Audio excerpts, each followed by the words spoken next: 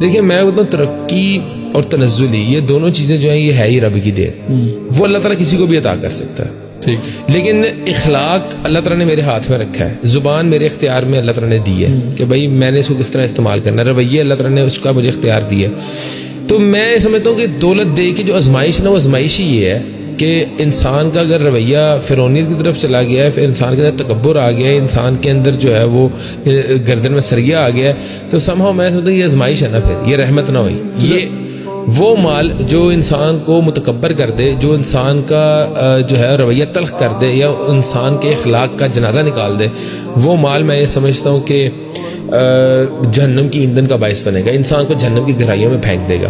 تو somehow ہمیں اس بات کی فکر کرنی چاہیے اور اس بات کا کنسیپٹ بہت زیادہ کلیئر ہونا چاہیے. جو مال اللہ تعالیٰ نے آپ کو عطا کیا ہے، جو مال مجھے عطا کیا ہے، یہ اللہ تعالیٰ کی امانت ہے. یہ کسی بھی وقت اللہ تعالیٰ ہم سے لینے کی بھی قدرت رکھتا ہے. جو ذات ہمیں دینے پہ قدرت رکھتی ہے وہ لینے پہ بھی قدرت رکھتی ہے.